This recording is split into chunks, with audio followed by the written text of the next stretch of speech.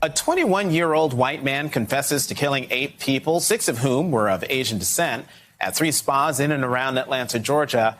And Cherokee County Sheriff's Office Captain Jay Baker channels his inner Dr. Phil to say this. This is still early, but he does claim that it was not racially motivated. He apparently has an issue, what he considers a sex addiction, and sees these locations as something that allows him to go to these places, and it's a temptation for him that he wanted to eliminate. He was pretty much fed up and kind of at the end of his rope, and yesterday was a really bad day for him, and this is what he did. A really bad day for him. Not racially motivated?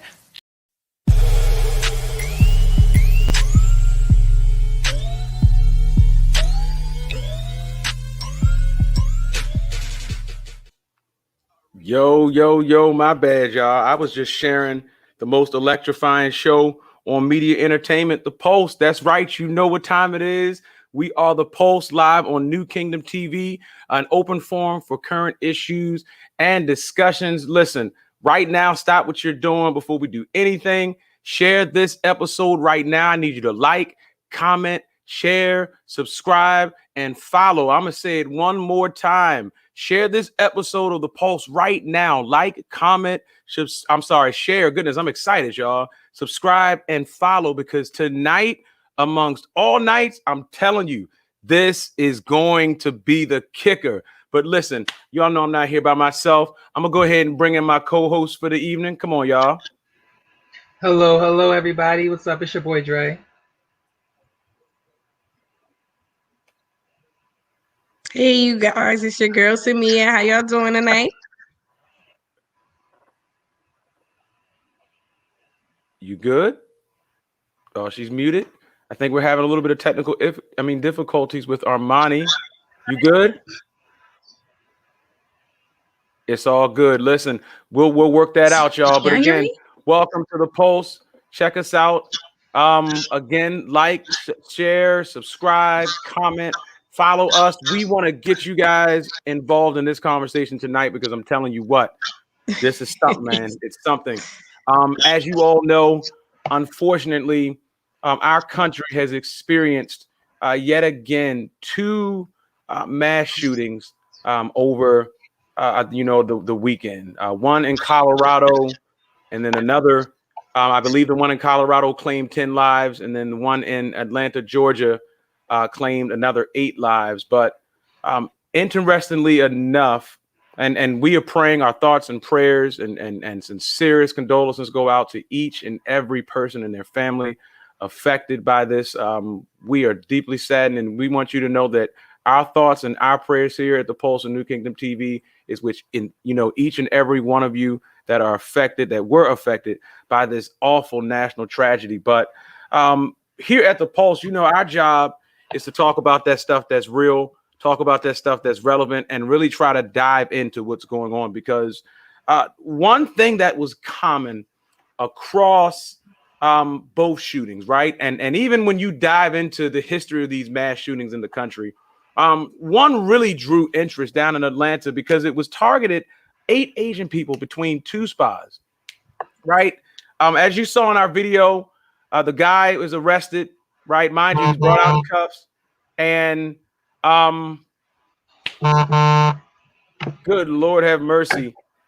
The police chief gives an explanation, and I'm slapping my knee because I can't believe he said it. He says that it wasn't racially motivated, right? But rather, he was having a bad day. This man kills 8 people and he's having a bad day. But we all know what's going on. We know what's going on. You target 8 Asian people. He says that, oh, I have a fetish, and I felt like they were the target, and I had to eliminate them. And recently around the country, people have been calling this stuff out, and there's been almost like an uprising where people are demanding right now to stop Asian American hate. Asian lives matter. Stop messing with Asian people. This stems even before the shooting, when we had the former president calling stuff the Chinese virus and Kung flu and all types of egregious and unscrupulous things against these people. And we want to dive into this question. I want to ask you guys this question. when we see what's going on in this country towards Asian American people, right? All of us are African American. Surprise, in case anybody forgot, we're all African American. So when we look at what's going on, right? What responsibility, and I got to go to Dre. Dre, your do-rag is hot, man. What responsibility do we as African Americans now hold in this movement, if you will, of what appears to be another oppressed minority group in the United States? What is our role as a people? Do we have a role? Should we care? What's going on? I think that's actually a really strong way to start the conversation, Rashawn, I would say. And to start with me, I would say, wow, I'm kind of shocked, but we'll go with it.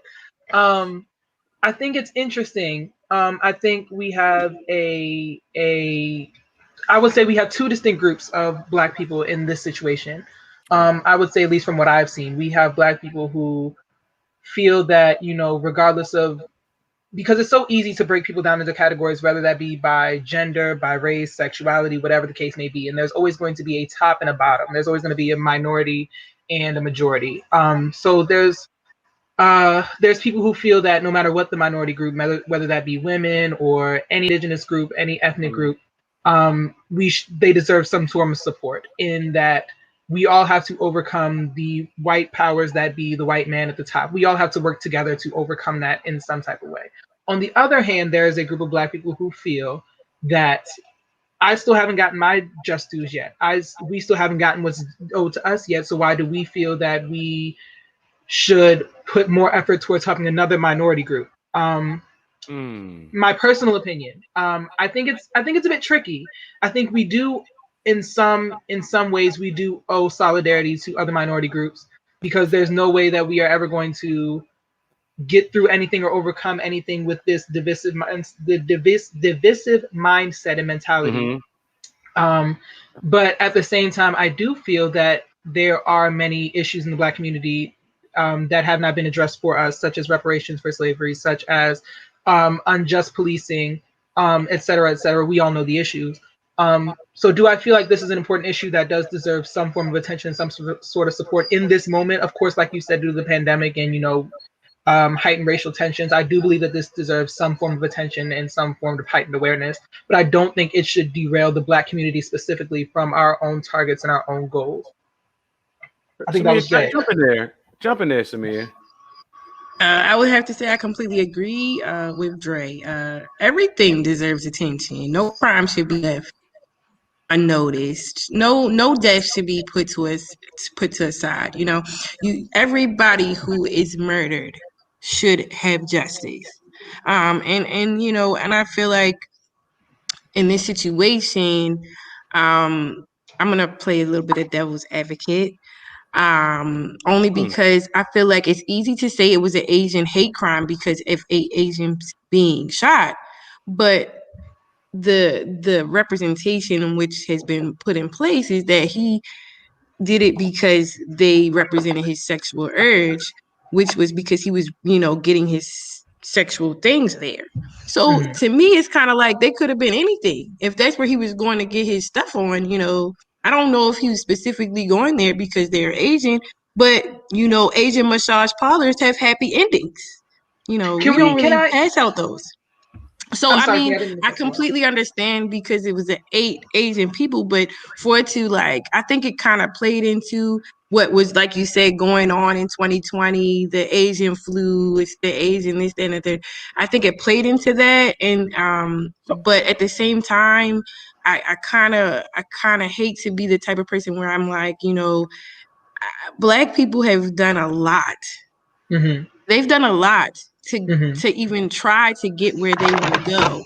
Whereas though I did my research, and the Asians feel like they've been oppressed since 1888. So if you've been oppressed for that long, why have you only decided to open your mouth in 2020? Because they haven't had a riot, they haven't had a sit down, they haven't had a walk. They don't have no civil rights leaders. You don't have anything. So for you to come out and say, I've been oppressed since 1888. Okay. Well, why haven't you done anything? And why are you asking those who have worked tirelessly to try to bring them to stop doing what we're doing to, you know, basically push your agenda forward. And it's kind of like if we're in line. If we're in line at Giant, I'm not letting you in front of me. That's just really how I feel. You're going to wait your turn behind me because I done stood in this line just like everybody else. And it kind of behooves me. It's kind of mean, I feel, on my part. I don't want to be that mean person. But I've seen the blood, sweat, and tears in which Black people have done to get me to where I am today. I would never be able to work where I'm working at. I wouldn't even be allowed in the building if it wasn't for those people. Yeah. So I kind of I understand, and I don't want to belittle it. No part of any person should be judged. Of course. No part of any person should be judged. Any race, for anything, any gender, anything. So I don't want to belittle it, but I'm not going to stop my agenda to push forward yours. If you want to stand next to me and maybe we get together, but I'm not stopping my agenda to push forward yours. Black people are dying every day, all day. It's interesting that you bring that dynamic, because this is going to take me into Armani. You got to jump in on this because she just said it. Should we stop our agenda? Because let's be realistic here. How much further have we gotten since last year? You see what I'm saying? And the issues we dealt with. Breonna Taylor, Ahmaud Arbery, George Floyd. You see what I'm saying? Where we only see that Breonna Taylor, the only justice she got was the wall next door. Breonna Taylor is the perfect person to bring up because how they describe Breonna Taylor is way more terrible than they describe the man who just killed 8 Asian women. Wow. He killed 8 Asian women, and we described him as a saint. But we described Breonna Taylor. We gotta let Armani jump in there. This is how. Listen, we done made some mad. Armani, you gotta talk. You gotta jump in there. Oh wow. You gotta talk. Jump in there. No, I agree with what she was saying because I think in reference to this whole entire just the way the image thing, like they expect us, and I feel like they've pushed that agenda onto us as Americans, where they want us to just stop Asian hate, which of course we can stand and support. But the reason why they come to us to be the leaders of that movement is because Black people have always been resilient in the face of adversity. So if you look at like the civil rights movement, it was led by us. Look at the Black Lives Matter movement. It's led by us, and we've been able to be that resilient to the point where we're changing the game. We're making people understand the common factor is white supremacy, and that there's so many different things. There's so many different people that are oppressed under white supremacy. So we are the ones that everybody expects to, lead the movements because we are resilient. That's just it's in our nature because we've overcame slavery, we've overcame the civil rights movement, we overcame so much, and we still are overcoming stuff. So it's clear to them that we are the elite. Like, you want to talk about how white people are like, oh, we're elite, but look at Black people. We've overcame so much, and everybody still oppresses us, but yet we still rise up over everything. So that's just my take on everything. and really quick, a disclaimer we want to put out there: we are not saying that we should minimize what's going on or take away or delegitimize what's happening with Asians or with African Americans, or we should put that up on a pedestal. What we are saying is that it seems to be a common denominator between that word oppression, right? And when we really get into the reality of it, y'all, it has one common denominator: white supremacy. White supremacy. And we got to be honest with this thing. We got to talk about it because our topic is the treatment of white men in America. Only in America can you, in 2021, commit an act of terrorism and be called an extremist. Right? I'm sorry, treason, and be called an extremist. Or you can commit murder and be, oh, he had a bad day. Or you can walk into a church and, oh, let's take him to get some hamburgers. But Tamir Rice, who was 12, 13 years old with a toy gun, was shot down instantly. A toy gun. And that can never be taken back. It can never be reversed. And it's becoming quite clear now because you notice they capture all this stuff on camera, right? They're showing us very, very clear what the issue is, and it's white supremacy. And what does this stuff now say about America? The fact that we keep seeing them preference and deal with white Americans differently than they deal with everybody else. First of all, why is there a double standard, and what can we do about it?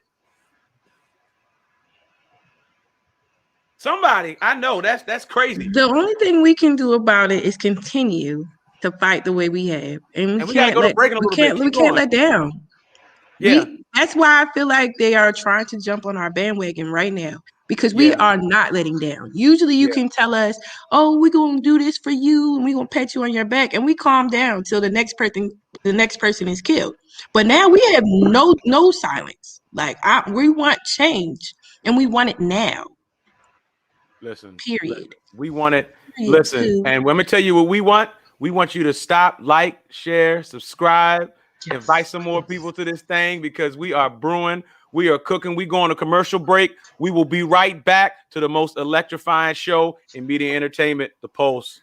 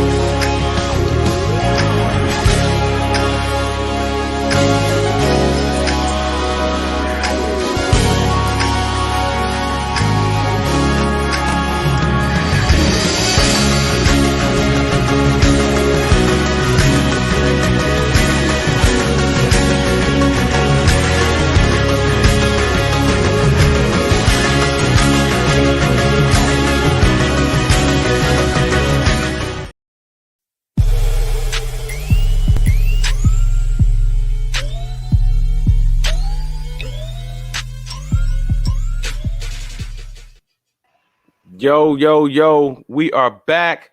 Still a little mad, but we are back, man, because we got to jump into this thing. Listen, as my wonderful co-hosts Dre, Samir, and Armani are coming back, like, share, subscribe, follow. Like, share, subscribe, follow. Like, share, subscribe, and follow, man, because we want to hear from you guys. We want to hear from the masses. The only way we're going to overcome this giant, and it frustrates me to even call it this, we need everybody's voice in on this conversation. So take a few moments now. Call grandma, say, grandma, somebody's finally speaking up on our behalf. We're tired. We know you tired. Jump on the Pulse right now and see what we got going on, grandma. We trying to make some stuff happen. Check it out, man. So as we continue in our journey, we're checking the Pulse, right? Interestingly enough, we still see that this beast of white supremacy is showing its ugly head. And recently, and I want to bring Dre in on this, there was an issue that's going around social media on the talk with an issue between Sharon Osbourne and Cheryl Underwood. And again, I'm going to let Dre really jump into the depth, but we here have another case of white America not even trying to empathize. You see, well, I'm not asking you to go and change. We don't want you going to your bank account and write the check. We're not asking you to do nothing. We're just asking you to sit down and call a spade a spade. And she couldn't even do that. Dre, talk to me. All right, so just a quick background story. The story starts off with Piers Morgan on Good Morning Britain making some awful comments about the Meghan and Harry interview. We all know how much they despise Meghan over in the UK. He actually walks off of Good Morning Britain, off the show entirely, live on the air. He walks off the set. He was asked to apologize for his comments and did not. Awful, horrible, racist things he said about Meghan. How he doesn't believe that she was dealing with any type of mental illness. How he doesn't believe that he quote, she should get an Oscar for the interview. Just really mean things about Meghan. So instead of apologizing, he doubled down on his statements, and no, he should have a freedom of speech. You know, he's an individual, he's a person, he's entitled to his opinion. And Sharon Osbourne comes in and offers her support behind Piers Morgan. basically saying that, you know, we are all individuals, we all have our freedom of speech, you know, we are all entitled to our opinion. So when Sharon Osbourne was confronted about this opinion on the talk by Cheryl Underwood, she felt, I would say she felt attacked. I would say she felt like it was a personal attack against her and not an attack against her stance and her opinions and the opinions and statements of the person she chose to defend. And I think that's where the issue lies. And I don't say this in defense of Sharon Osbourne, because I don't think it was right for her to yell angrily at a black woman, for her to explain to a black woman, you need to educate me and you need to teach me about racism because Google is free and I don't have to teach you anything. I am a tired black person and I have taught people my entire 20 years, so I can only imagine what Cheryl Underwood has had to go through in her however many years that she's been around. That came out really bad. My apologies, but I don't say this in support of what Sharon has done, because again, I don't think it was right. But I think that the older generation gets frustrated very easily when you bring up the word racism.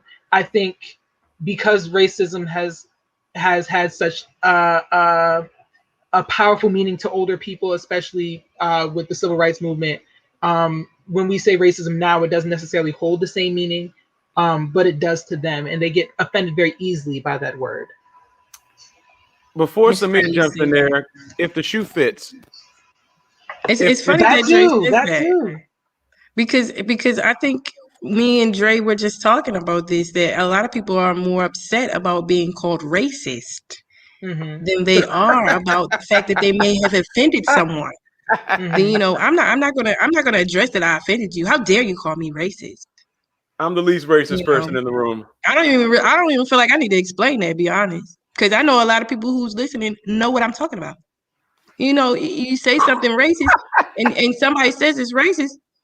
That goes so many ways. Say something offensive. Let's just say offensive. If I say something offensive to someone and they say it's offensive, it's my duty to apologize. Listen, oh my God. Understand. Oh my God. Exactly. It doesn't matter if I agree. But a lot of times. Go ahead, Armani. I was gonna say I feel like the reason why she got so defensive and is because I believe she might be colorblind, and people who are colorblind tend to not, or they feel because they don't see race, they are not racist. So they don't have any racist tendencies, even though because if you don't see color, that means you don't acknowledge me being oppressed. You don't acknowledge your privilege. You don't acknowledge that other people are beneath you. So you are racist because of that. Thank you. So she doesn't understand. She doesn't realize it, or she does. Yeah. Well, sis, at this point, for a woman who's 70 years old, you have seen she should know better what's happening in America over the last 70 years. But what did she just keep saying? I'm 68. I could not possibly be racist. I'm asleep on the colorblind part. Listen, right. y'all. The comments are coming in. There are people right now in our comments that are colorblind. That's the word. They call it colorblind. They call it, and they call it colorblind. To me, that's a bunch of BS. That's BS. Really? That's BS. Because in her family, especially, that's BS. Her whole family. Are you kidding? Her whole family is disrespectful. Entirely. I think that with older people, especially when we bring up the word racist and racism, they think of the old-fashioned, I used to own slaves, or like back in civil rights movement, I used to sit on black people on the bus. You get to the back of the bus, and that's not what racism is in 2021. Like, nobody can be blatantly racist like that anymore. So we have new understanding of what racism is, and microaggressions, and like, you know, different smaller things. Yeah, microaggressions are racist. Yes.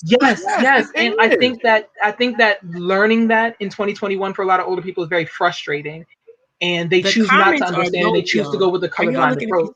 Well, if we're going to be honest, and let's be honest, for the older generation, we want to help you. Yes, if you've seen somebody doing something, because let's play devil's advocate, right? I'm the least racist person, or I have black friends, or you know, I have black people that come to the party and this, that, and the third. But if your freaking brother, right, sits at the dinner table with you every single night, because we're being real, y'all. That's why they didn't attack them at the insurrection, because it was their cousins, it was their aunts, It was their uncles. It was their brothers. It was them. It was relatives. So this is what makes you racist. The fact that you don't correct them, you don't condemn them, you keep hitting a switch. Yep. And that's my problem with a lot of people that I know. My problem with a lot of people that I know. I have a friend that I've had for years, and she had the nerve to try to explain to me why she would never be with a black man. And I really was like, this is a conversation you should never have with me. Never. If you feel this way, you need to talk to your mirror about that. Don't talk to me about it. That's disrespectful to me. That is a microaggression. And these are the racist nuances that we're talking about in 2021 that we have to be open about. Because it's not just about, I wouldn't date this person. It's about I wouldn't date this person because they're black. Like there's an undertone to that we have to understand.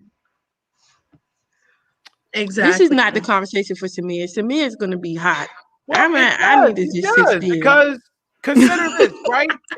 This is New Kingdom TV. Shout out to Pastor Dante Duckett, man. Listen.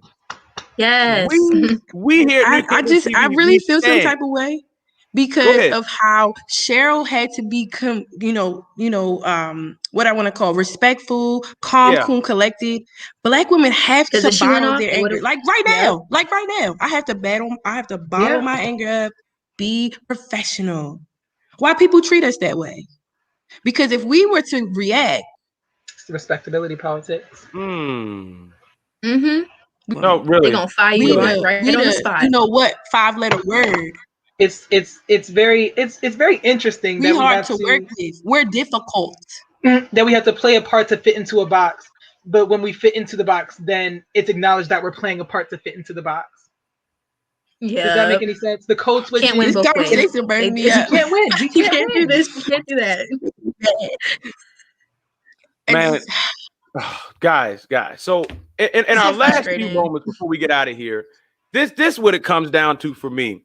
What can we do now, right? When they're asking us, because this is what they're asking of us, right? They're asking us, put aside how you guys feel and go support the Asian American movement, which we support all people. Stop messing with each other, people, right? If you stop messing with each other, how about we just stop killing each other, period?